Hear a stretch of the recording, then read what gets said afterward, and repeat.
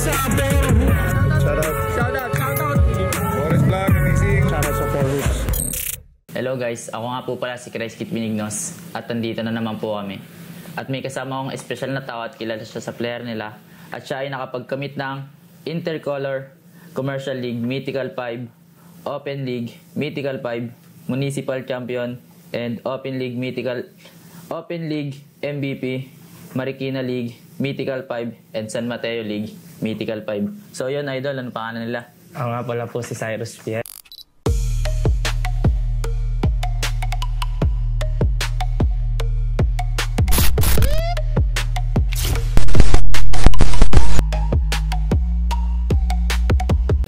Ilan taon na idol? 19. Taga saan ka? Taga Montalban. So yun idol, paano ka nag-umpisa maglaro ng basketball? Nag-umpisa ako sa maglaro ng basketball. Napasama lang din ako sa tropa ko eh. Sa amin lang din. Una kasi sa Marikina yan. Doon kami una natira. Doon lang ako napasama din. Sa mga tropa, kaklase. Hanggang sa doon nagtuloy-tuloy. Doon na rin nagtuloy-tuloy. Tapos sino nagtulak sa'yo maglaro ng basketball idol? Nagtulak sa akin maglaro ng basketball na sa kuya ko. Sobrang galing kasi maglaro nun eh. Doon ako na-inspiration sa kanya. Doon ako natuto. Ganun.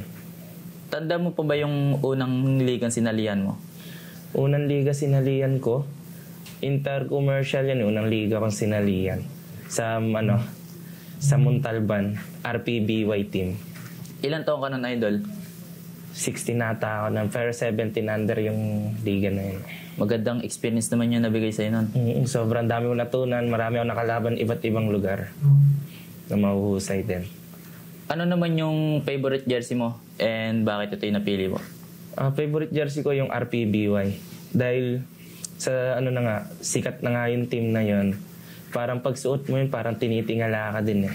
Parang mas nakakadagdag ng Respeto din. Respeto. Ano naman yung favorite shoes mo sa tuwing naglalaro ka? Ano lang favorite kong shoes eh, yung lagi kong ginagamit, pang bakbakan. Fly by mid. Talagang solid na. Talagang solid talaga. Sa tingin mo idol, kung ikaw hindi nagbabasketball ngayon, ano naman yung ginagawa mo ngayon? Wala na masyadong talent eh. Mas focus sa school siguro. Ganon. Study first talaga. Ano naman yung pinapakinggan mong kanta bago sumabak sa malaking laro? Matik yan. Multo. Parang broken ka idol ah. May pinag-uugutan multo lang para pampalakas. Relapse, sabay bugbog no? Paano ka naman naghahanda bago pumasok sa isang malaking laro? May ka ba? May rituals or routine ka bang ginagawa?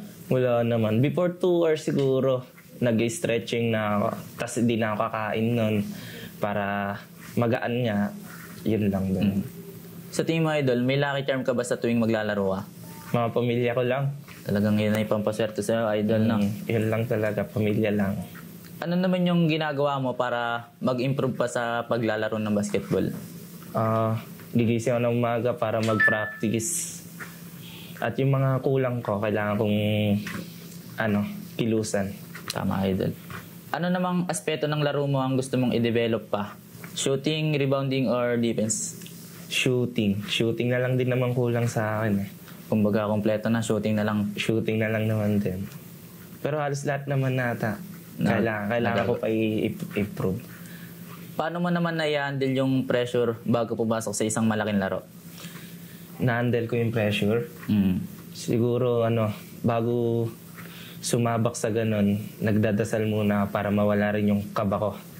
Tsaka handa din ako sa makakalaban.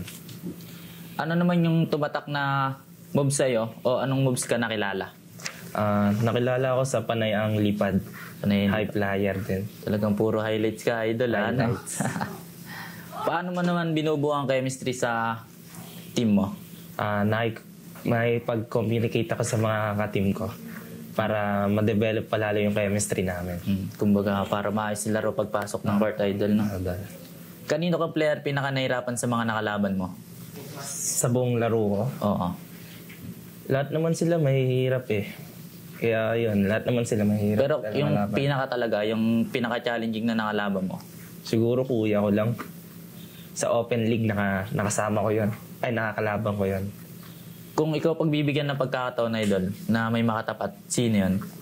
Si Mark Esperanza yan. Bakit yun yung Player napili ng mo? Nangka.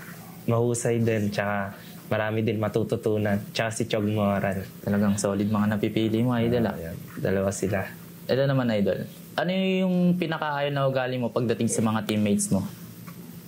Ay, yung pinakaayaw, yung palaging late. Late. Pag training, pag ensayo. Talagang hirap nun nga. Ano naman yung pinaka hindi mo makakalimutang laro sa buong kasaysayan mo ng liga? Hindi ko makakalimutan na laro nung nag-provincial ako. Bakit yun yung napili mo, idol? Kasi hindi man lang kami makabawi sa San Beda nun. Hindi namin matalo San Beda sa sobrang lakas nga ng lineup nila. Sino naman yung iniidolo mo sa NBA o PBA? Sa PBA, si Nokum, matik yan, rain or shine. Tsaka sa NBA. NBA naman, si Jalen Green. Bakit si Jalen Green, idol? Panay anlipat din nun. Paniliwad doon ka Doon kumuha na- ng inspirasyon. Sa lugar nyo, meron ka bang iniidolo? Kuya ko lang din eh. Tsaka marami naman ako iniidolo. Pero mas inidolo ko yung kuya ko. Kung pagbibigyan ka makapaglaro sa isang malaking liga, anong liga yun? Sa pinakamalaking liga, PBA na. Doon na, ibubuhos na talaga lahat. Kung sakaling pagbigyan ka ng pagkakataon na paglaro doon, anong team ang gusto mong laruan doon? Rain or shine, gusto ko makakampi si Nokum. Talagang idol talaga, no? Sino naman yung inspirasyon mo sa paglalaro ng basketball? Inspirasyon ko, mga pamilya ko lang din ulit mga pamilya ko. Ano naman yung mga gusto mong i-advise sa mga batang gusto pa lang matuto mag-basketball?